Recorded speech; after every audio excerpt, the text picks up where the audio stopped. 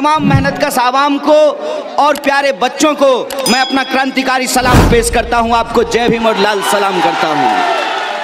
दोस्तों, सबसे पहले कल जामिया यूनिवर्सिटी के सामने जिस तरीके से निहत्थे विद्यार्थियों पर गोली चलाई गई, इस घटना की मैं सिर्फ निंदा नहीं करता हूं बल्कि सरकार को चुनौती देता हूं।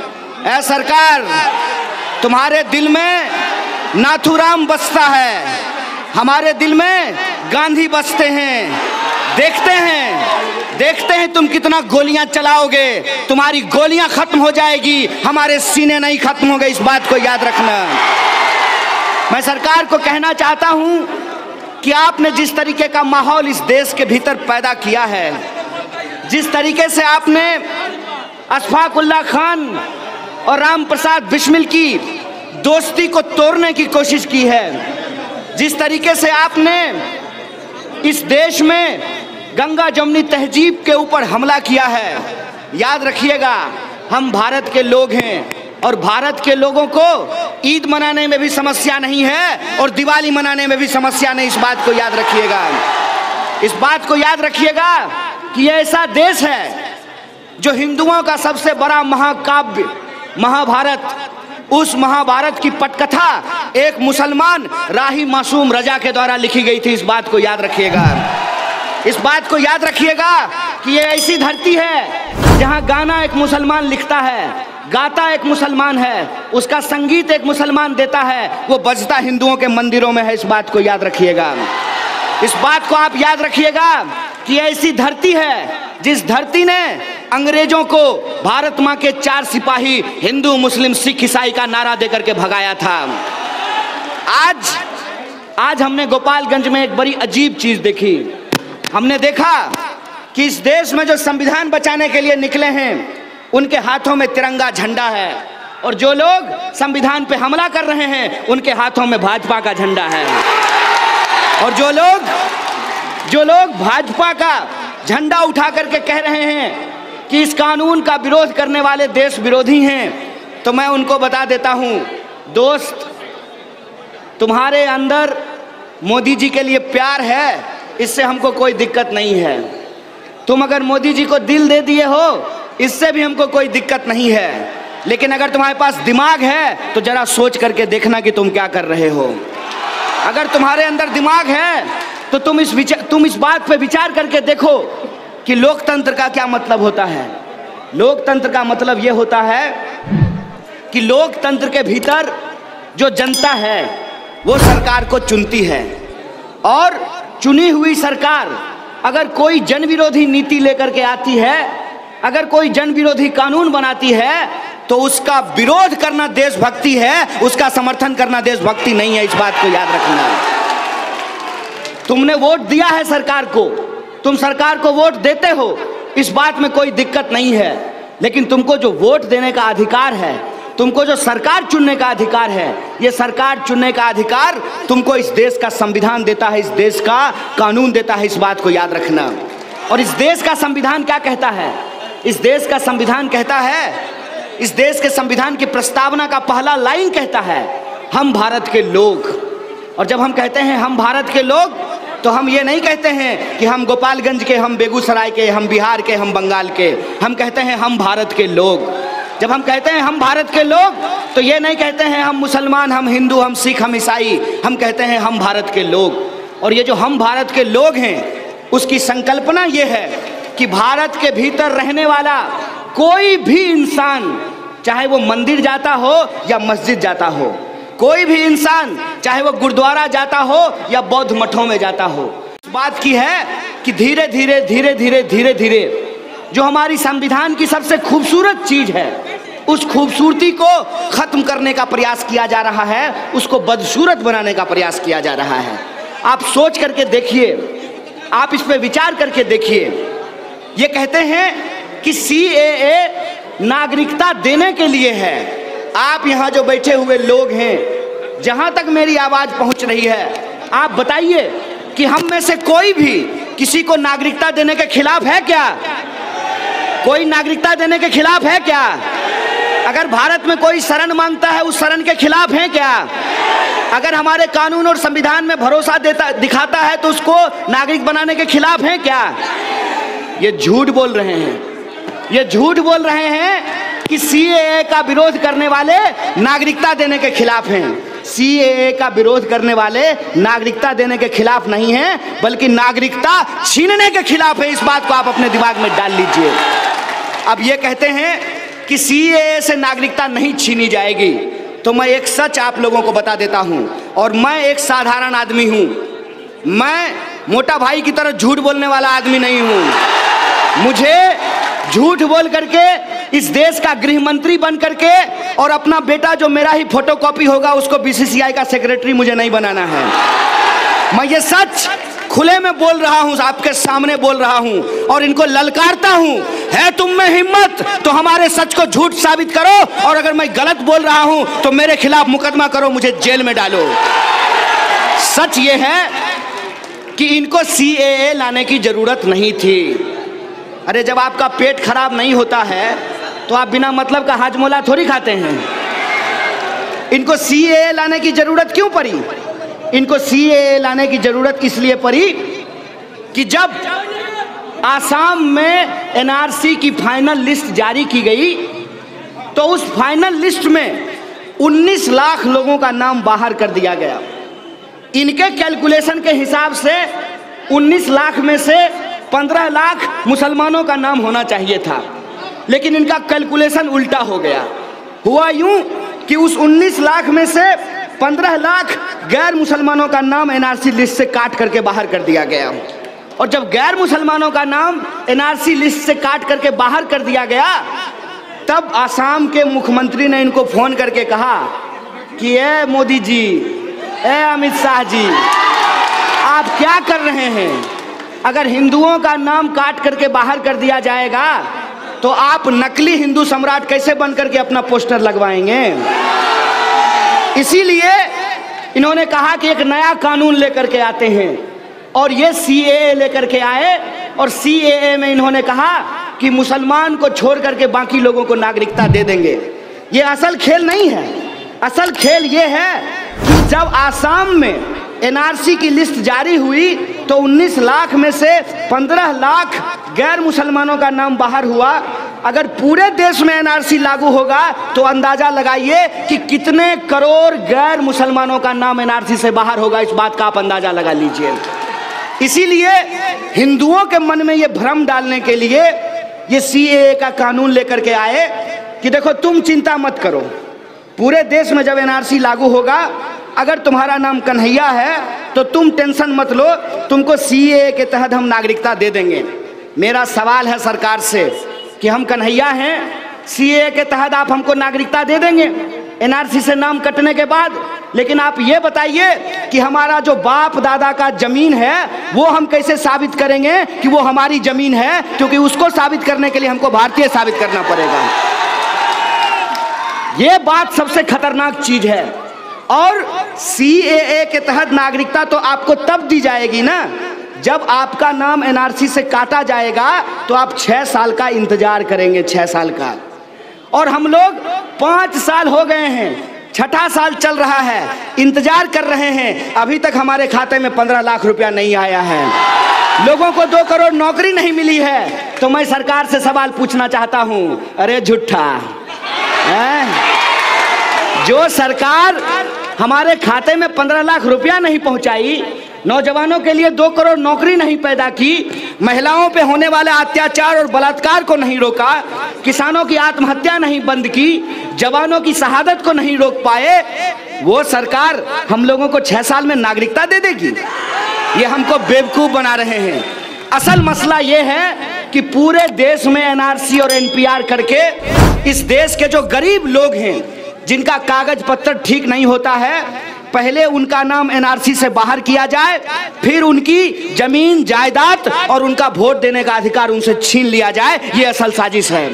इसीलिए मैं आप तमाम लोगों के सामने ये कहना चाहता हूं कि ये लड़ाई किसी एक समुदाय की लड़ाई नहीं है, ये लड़ाई एक धर्म की लड़ाई नहीं है, ये लड़ाई हम वो तमाम लोगों की है जो अमन पसंद हैं, जो संविधान को मानते हैं, जो कानून को मानते हैं, जो इस तिरंगे से प्यार करते हैं। ये उनकी लड़ाई है, ये बात समझ लीजिए। चाहे हिंदू हो या मुसलमान हो, सिख हो या ईसाई हो, गोरा हो या काला हो, इस एरिया में रहने वाले लोग हों या उस एरिया में रहने वाले लोग हैं, इस टोला में रहने वाले लोग हों या उस टोला में रहने वाले लोग हों, ये लड़ाई हम सबकी है। क्योंकि हकीकत मैं आप तमाम लोगों को बताना चाहता हूं, हकीकत यह है कि आसाम में जो एनआरसी जारी की गई, जो फाइनल लिस्ट जारी हुआ, आपको सुन करके आश्चर्य होगा कि किस तरीके से लोगों का नाम काट करके बाहर कर दिया गया। इस देश के पूर्व राष्ट्रपति के परिवार का नाम एनआरसी लिस्ट से बाहर कर दिया गया। जो लोग सेना की नौकरी करते हैं, आर्मी की नौकरी करते हैं, जो देश की सेवा करते हैं, उनके परिवार का नाम एनआरसी से काट करके बाहर कर दिया गया। ऐसा हुआ है कि माँ का नाम है, बाप का नाम है, एक बेटा का नाम है, दूसरे बेटा का नाम एनआरसी से लिस्ट से नाम काट करके बाहर कर दिया गया है। और ऐसा क्यों हुआ है? ऐसा इसलिए हुआ है कि सरकार और सरकारी काम मुंह देख करके नहीं होता है, सरकार और सरकारी काम कागज देख करके होता है। और कागज की हकीकत क्या है? कागज की हकीकत यह है कि वोटर लिस्ट पे नाम आपका रहेगा, फोटो आपकी पत्नी का रहता है। नाम आपका रहेगा, फोटो आपके बाबूजी का उस पे रहेगा। जिंदा आदमी का वोटर आईडी नहीं बनता आसानी से, मरे हुए आदमी इस देश में वोट गिरा देते हैं। ये इस देश की हकीकत है। हकीकत ये है कि लोग पैदा होते मार्च में हैं, सर्टिफिकेट पे जन्मदिन जो है वो जनवरी में लिखा होता है।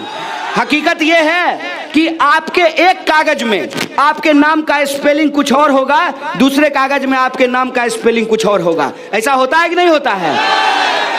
किसी कागज में आपका नाम MD मोहम्मद होगा, किसी कागज में MOHD मोहम्मद होगा। और ये जो कागज की छोटी छोटी गलतियां हैं, इन छोटी छोटी गलतियों के चलते लोगों के नाम एनआरसी से बाहर किए गए हैं आसाम में। इसीलिए हमारा ये कहना है कि ये पूरी की पूरी प्रक्रिया फालतू की प्रक्रिया है, बेकार की प्रक्रिया है। बेकार की प्रक्रिया क्यों है? क्योंकि ऑलरेडी हमारे पास कागज है। आप मुझे बताइए कि इस देश में अलग अलग काम को करने के लिए आपको अलग अलग कागज बनवाना पड़ता है कि नहीं बनवाना पड़ता है? आप वोट देने के लिए वोटर आईडी बनवाते हैं, तो क्या वोटर आईडी लेकर के आप विदेश जा सकते हैं? उसके लिए पासपोर्ट बनवाना पड़ता है। और अगर आपको टैक्स भरना है तो आपको पैन कार्ड बनवाना पड़ता है।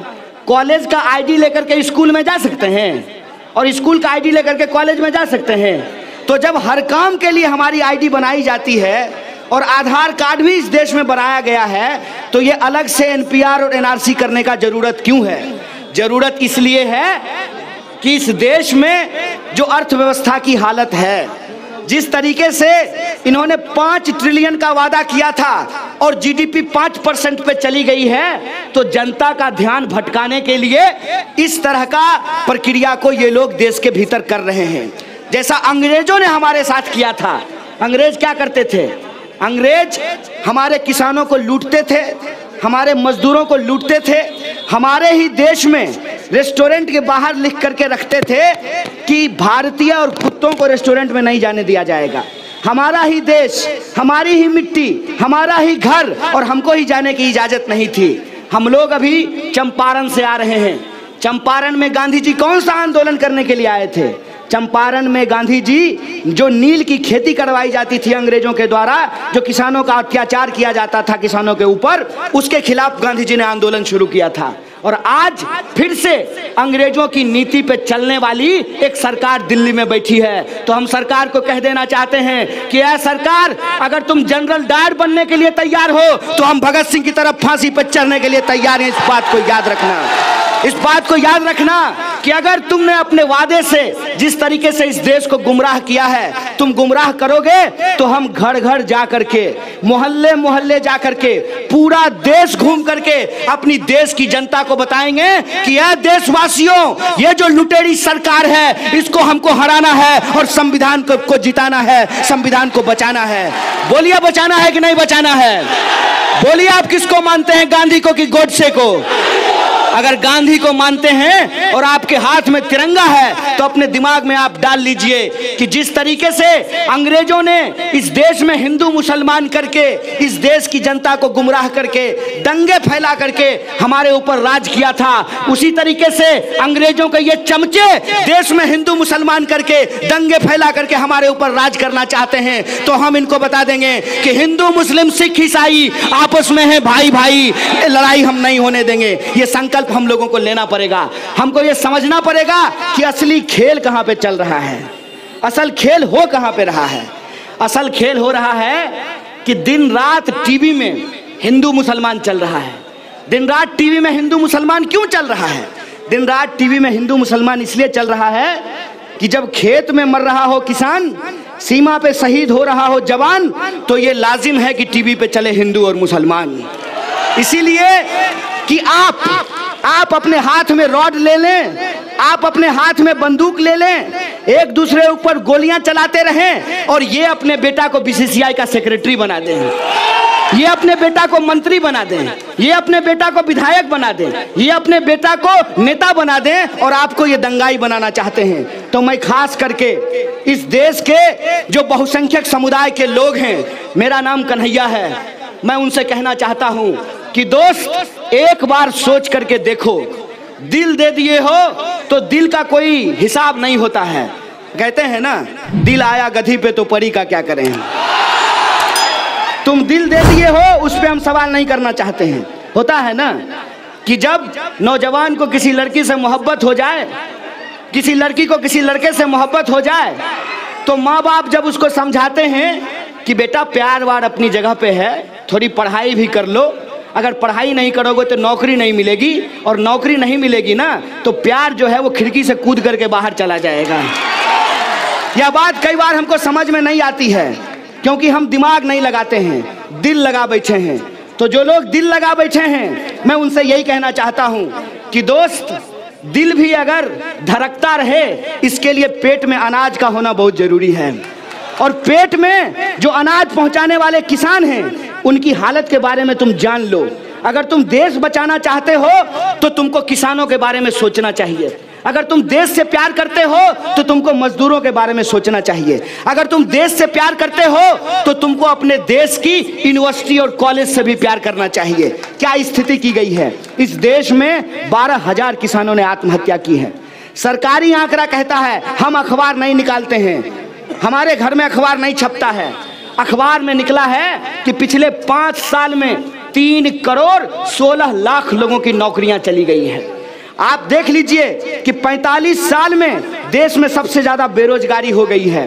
पहले कहते थे कि पढ़ाई करो, खूब पढ़ाई करो, अच्छी नौकरी तकलीफ नहीं है, लेकिन आपको पेंशन मिलता है, एक्स एमएलए को पेंशन मिलता है, लेकिन जो सरकारी नौकरी करने वाले जो लोग हैं उनका पेंशन खत्म कर दिया गया है। जो जिंदगी भर काम करते हैं उनका पेंशन समाप्त कर दिया गया है, और जो किसी तरह से नेता बन जाते हैं, एमएलए और एमपी हो जाते हैं, वो जिंदगी भर पेंशन उठाते रहते हैं। ये जो हकीकत है, इस हकीकत को हमको समझना पड़ेगा। हमको ये समझना पड़ेगा कि क्यों हमारे सरकारी स्कूल और कॉलेज को बर्बाद कर दिया गया है। आप सब लोग बिहार में पढ़े होंगे, बताइए कि 3 साल का ग्रेजुएशन 5 साल में क्यों होता है? बताइए कि सिपाही भर्ती के लिए जो नौजवान जाते हैं ट्रेनों में भर करके, पैर फिसल करके गिर जाते हैं और उनकी मौत हो जाती है, और फिर वो नौजवान अपने आप को दोष देता है कि अच्छी नौकरी नहीं मिली इसलिए अच्छा घर में शादी नहीं हो रहा है। उनको माँ बाप भी कोसते हैं कि देखो फलना का बच्चा कितना मेहनत किया है, उसको नौकरी मिल गई है। आप सोच करके आप बताइए, जब नौकरी है ही नहीं तो नौकरी कहाँ से मिलेगी? जिसको नौकरी नहीं है वो नौकरी की चिंता कर रहा है। मैं तो कहता हूँ कि जिसको नौकरी थी उसकी भी नौकरी छीन ली जा रही है। 3 करोड़ 16 लाख लोगों की नौकरी छीन ली गई है। ये देश का मुद्दा है। रोजी रोटी, कपड़ा, मकान, शिक्षा, स्वास्थ्य, सड़क, बिजली, ये देश का मुद्दा है। शिक्षा कैसे बेहतर हो, ये देश का मुद्दा है। बिहार का सबसे बड़ा मुद्दा क्या है? बिहार का सबसे बड़ा मुद्दा ये है कि बिहार के लोगों को अपने परिवार को पालने के लिए अपना घर बार छोड़ करके दूसरे राज्यों में जाकर के काम करना पड़ता है, और जब वो वहाँ काम करते हैं तो हमारे साथ क्या बर्ताव होता है? बिहारी शब्द को इन लोगों ने गाली बना दिया है। उनका खेत हम काटते हैं, उनके लिए ठेला रिक्शा हम चलाते हैं, उनका घर हम बनाते हैं, मेहनत मजदूरी करते हैं, लेकिन दो शब्द सम्मान के हमको नहीं मिलता है, वो बिहारी शब्द को गाली बोलते हैं। इसीलिए ये जो हमारा बुनियादी सवाल है, मैं उन नौजवानों से कहना चाहता हूं जो अपने हाथ में भाजपा का झंडा उठाए हैं, दोस्त तुम नेताजी के पीछे खड़ा होकर के वंदे मातरम करोगे, नेताजी संसद पहुंच जाएंगे, अपने बेटा को फिर सांसद बनाएंगे, तुम रोड पे खड़ा होकर के वंदे मातरम ही करते रह जाओगे। इस बात को याद रखना। वंदे मातरम करने का मतलब, वंदे मातरम करने का मतलब अपने देश से प्यार करना होता है, अपनी मिट्टी से प्यार करना होता है, किसी पार्टी या नेता का चापलूसी करना नहीं होता। इस बात को याद रखना। इस बात को याद रखना कि अगर अपने देश अपनी मिट्टी से प्यार करते हो तो तुमको चिंता होनी चाहिए कि देश में भ्रष्टाचार क्यों बढ़ रहा है। तुमको चिंता होनी चाहिए कि हमारे स्कूल और कॉलेज में पढ़ाई का स्तर नीचे क्यों गिर रहा है। तुमको चिंता होनी चाहिए जो अन्नदाता हैं वो आज फांसी लगाने को क्यों विवश हैं। तुमको चिंता होनी चाहिए कि एसएससी का प्रश्न पत्र क्यों लीक कर दिया गया है। तुमको चिंता होनी चाहिए कि सिपाही भर्ती में घोटाला क्यों हुआ है, दरोगा भर्ती में घोटाला क्यों हुआ है। देश से प्यार करने का मतलब देश के लोगों से प्यार करना होता है। यह बात अपने दिमाग में डाल लो। और अगर कोई हाथ में बंदूक लेकर अपने ही देश के लोगों के ऊपर गोली चलाता है तो वो कुछ भी होगा लेकिन देशभक्त नहीं हो सकता है, ये बात हम जानते हैं। इसीलिए मैं आप तमाम लोगों से कहना चाहता हूं कि ये बड़ी लड़ाई है। बड़ी लड़ाई इसलिए है कि एक तरफ आपको अपने हाथ में तिरंगा थामकर संविधान की प्रस्तावना को अपने सीने से लगाकर नफरत को हराना है, और दूसरी तरफ जो रोजी रोटी, कपड़ा, मकान, शिक्षा, स्वास्थ्य, सड़क, बिजली, पानी, आत्मसम्मान की लड़ाई है, उस आत्मसम्मान की लड़ाई को आगे बढ़ाना है। लड़ेंगे कि नहीं लड़ेंगे? जोश से बोलिए, लड़ेंगे कि नहीं लड़ेंगे? सरकार को हमको बताना पड़ेगा, सरकार को हमको कहना पड़ेगा और साहस से खड़ा होकर के, सीना तान करके सरकार के आंख में आंख डाल करके बताना पड़ेगा कि यह सरकार, दम है कितना दमन में तेरे, देख लिया है देखेंगे, जगह है कितनी जेल में तेरे, देख लिया है देखेंगे। सरकार को यह कहना पड़ेगा कि यह भारत है और यह भारत गांधी की धरती है, यह भारत अंबेडकर की धरती है, यह भारत भगत सिंह की धरती है, यह भारत अशफाक उल्लाह खान की धरती है, यह भारत फातिमा शेख की धरती है, यह भारत मौलाना अबुल कलाम आजाद की धरती है, यह भारत चंद्रशेखर आजाद की धरती है। और वो जो भारत है उस भारत को हम झुकने नहीं देंगे, उस भारत को हम मिटने नहीं देंगे। कोई भी काला कानून आप लेकर के आ जाइए, आपको आज संसद में मेजोरिटी है, आप कोई भी कानून पास कर दीजिए, हम सड़कों पे अपना बहुमत साबित करेंगे। करेंगे कि नहीं करेंगे? इसीलिए मैं आप तमाम लोगों को एक आमंत्रण देने के लिए आया हूं, आपको न्योता देने के लिए आया हूं, आपको इनवाइट करने के लिए आया हूं कि ये जो यात्रा शुरू हुई है बापू की धरती से, बापू धाम से, ये अलग अलग जिलों में होते हुए 38 जिलों को घूमते हुए आने वाली 29 फरवरी को पटना के गांधी मैदान में जुटेगा। और सरकार को हम कहेंगे कि यह सरकार जरा गिन लो दुश्मन ध्यान से, कितने बाजू कितने सर। हम अपना सर कटाने को तैयार हैं लेकिन अपना हक छोड़ने को तैयार नहीं है। इसीलिए मैं आपको निवेदन करने के लिए आया हूं कि आप 29 फरवरी को गांधी मैदान आइए। आएंगे कि नहीं आएंगे? किसी नेता का भरोसा नहीं रहेंगे ना। अगर ट्रेन नहीं मिलेगा तो गोपालगंज से पैदल चले आइएगा गांधी मैदान। आएंगे ना? एक बार आप पटना के गांधी मैदान में जुट करके आइए, वहां से मिल करके हम हुंकार भरेंगे और दिल्ली को कहेंगे कि यार दिल्ली में सरकार चलाने वाले मोदी जी जरा होश में आ जाइए, जर्मन चश्मा लगा करके एक बार फिर से हमारी शक्ल को देख लीजिए। और मैं आपको इतिहास याद दिला देता हूं, ये बिहार है, ये बिहार जब बुद्ध की धरती है, महावीर की भी धरती है, गुरु गोविंद सिंह की भी धरती है, तो ये बिहार जेपी की भी धरती है। दिल्ली जब जब तानाशाही रुख अपनाती है तो बिहार हुंकार भरता है। दिल्ली फिर से तानाशाह बनने की कोशिश किया है, हम बिहार से इसको ललकारेंगे। ललकारेंगे कि नहीं ललकारेंगे? आएंगे ना 29 तारीख को, और जम करके आइए। पहले तो हम लोकतांत्रिक तरीके से बड़ा जमावड़ा लगाकर, बड़ी जुटान करके सरकार को कहना चाहते हैं कि आप देश विरोधी एनपीआर, एनआरसी और सीए को वापस लीजिए। अगर एनपीआर और एनआरसी को ये वापस नहीं लेंगे तो फिर हमको एक अगले स्टेप पे जाना पड़ेगा। अगला स्टेप क्या है? गांधी जी को भी याद किए थे ना, गांधी जी अंग्रेज को कैसे हराए थे? गांधी जी ने कहा था असहयोग आंदोलन। और असहयोग में गांधी जी का नारा क्या था कि अगर सरकार आपको नागरिक नहीं मानती है तो आप सरकार को सरकार मानना बंद कर दीजिए। गांधी जी ने जब अंग्रेजों ने नमक कानून बनाया था, एक काला कानून बनाया था, तो गांधी जी ने कहा था कि इसका हम सविनय अवज्ञा करेंगे। तो बताइए, ये एनपीआर, एनआरसी और सीए काला कानून है कि नहीं है? तो क्या आप इसको मानेंगे? तो इसका विरोध करेंगे कि नहीं करेंगे? इसीलिए अपने मोहल्लों के बाहर लिखिए कि इस मोहल्ले में संविधान को मानने वाले लोग रहते हैं, इसीलिए एनआरसी, एनपीआर और सीए को नहीं मानते हैं। लिखेंगे कि नहीं लिखेंगे? और अपने घर के बाहर लिखिए कि जब मई में एनपीआर शुरू होगा तो आप अपने घर के बाहर लिख करके रखिए कि ओ एनपीआर कल आना, साथ में 15 लाख लेकर के आना, वरना मत आना। सरकार को बता देंगे कि इनकार करना, हाँ कहना और ना कहना यह हमारा संवैधानिक अधिकार है, इसमें कोई कानूनी दिक्कत नहीं है। अगर कोई आपसे सवाल पूछता है कि बताइए आपके पिताजी का क्या नाम है, तो ये आपका अधिकार है कि आप उसको बताएं या ना बताएं, ये आपका संवैधानिक अधिकार है। सरकार या तो कागज के आधार पर लोगों को नागरिकता छीनने की जो साजिश है उसको बंद करे, अगर नहीं बंद करे तो आपके घर जो आए आपके दादाजी के दादाजी का नाम पूछने, तो उसको कहिए कि आइए, रसना पीजिए, रूह अफ़ज़ा पीजिए और उल्टे पांव वापस चले जाइए।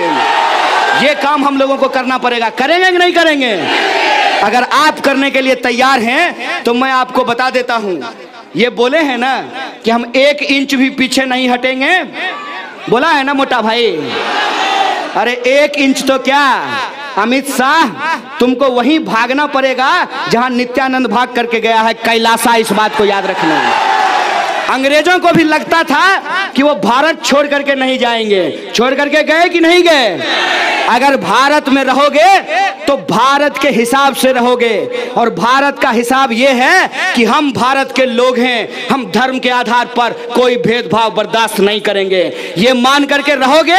अगर नहीं मानने के लिए तैयार हो तो वहीं भाग करके जाओगे जहां नीरव मोदी और मेहुल चोकसी भाग करके गया है। इस बात को याद रखना। और इसी संकल्प के साथ कि ये बड़ी लड़ाई है, इस बड़ी लड़ाई में एक चीज का और हमको ख्याल रखना है।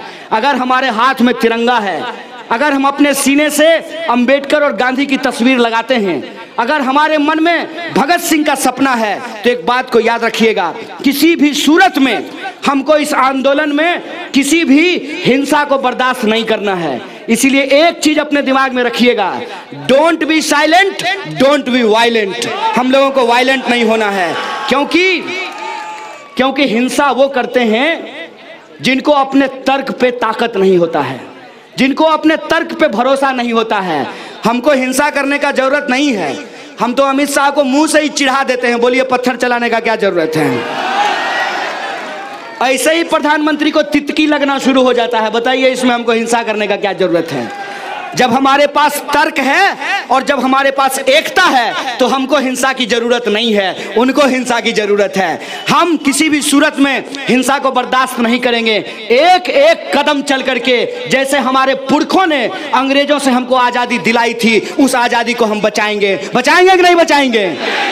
इसी आशा और विश्वास के साथ कि ये आजादी बड़ी कुर्बानियों से मिला है, ये तिरंगा बड़ी कुर्बानियों से हमको मिला है, हर हाल में इस तिरंगा को नहीं झुकने देंगे और धर्म के आधार पर, जात के आधार पर कोई भेदभाव स्वीकार नहीं करेंगे। और जो हमारा बुनियादी सवाल है, उन बुनियादी सवालों को लेकर के लड़ेंगे। तो एक नारा हम लोग लगा रहे हैं, उस नारे के साथ ये लड़ाई को हम आगे बढ़ाएंगे। सुन ले जुमला सरकार, नहीं चलेगा सीए, एनआरसी, एनपीआर।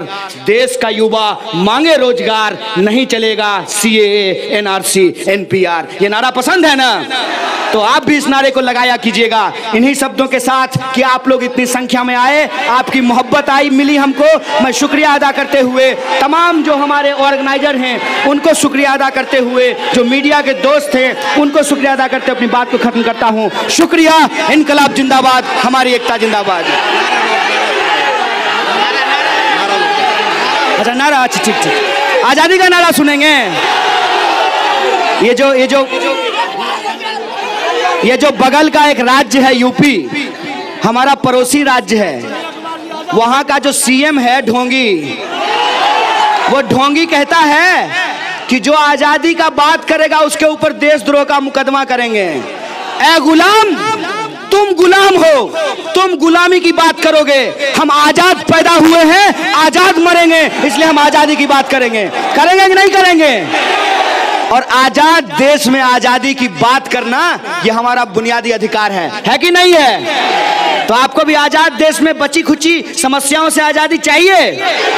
आपको एनपीआर से आजादी चाहिए? तो आप भी हमारे साथ अपने नारे को बुलंद कीजिएगा। अरे हम क्या चाहते हैं? है हक हमारी, है जान से प्यारी, है प्यारी प्यारी महिलाएं मांगे तो पुरुष भी बोला, तो मैं भी बोलूं, तो तुम भी बोलो। है हक तुम्हारी, है हक हमारी। अरे सुन ले मोदी, तो शाह भी सुन ले। हम नहीं डरेंगे, हम नहीं झुकेंगे, हम नहीं रुकेंगे। तुम कुछ भी कर लो, तुम पुलिस बुलाओ, तुम डंडा मारो, तुम गोली चलाओ, तुम जेल में डालो, हम नहीं डरेंगे, हम नहीं रुकेंगे, हम लेके रहेंगे।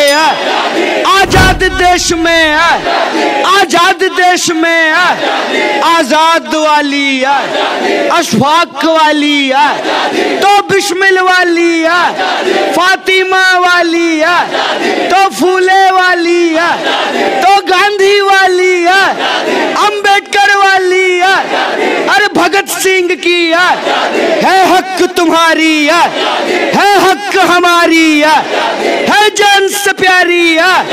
अरे गरीबी से, तो भुखमरी से, अरे बेकारी से, अरे छुआछूत से, तो झूठ मूठ से, तो लूट खसोट से, अरे भेदभाव से, अरे एनपीआर से, तो एनआरसी से, अरे सीएए से महिलाएं मांगे। अरे डरते किससे? तो ऊंचा बोलो। बच्चों ने बोला, महिला ने बोला, अरे बोल दलिता, अगरों ने बोला, पिछड़ों ने बोला, है हक तुम्हारी। आदिवासी भी बोला, अल्पसंख्यक बोला, बहुसंख्यक बोला, है हक तुम्हारी, है हक हमारी। हम लेके रहेंगे आजाद देश में, आजाद देश में। तो जातिवाद से, सामंतवाद से, तो मनुवाद से, और संघवाद से, और पूंजीवाद से, तो मिलकर बोलो आतंकवाद से। है हक तुम्हारी, है हक हमारी, है प्यारी प्यारी, हम लेके रहेंगे। महिलाएं मांगे, अरे हाँ कहने की, तो ना कहने की, पढ़ने लिखने की, पहनने ओढ़ने की, पढ़ने लिखने की, साथी चुनने की, तो हाँ कहने की, तो ना कहने की, तो मिलकर बोलो। सीए से, तो एनपीआर से, तो एनआरसी से, है हक तुम्हारी, है हक हमारी। बहुत बहुत शुक्रिया, बहुत बहुत धन्यवाद।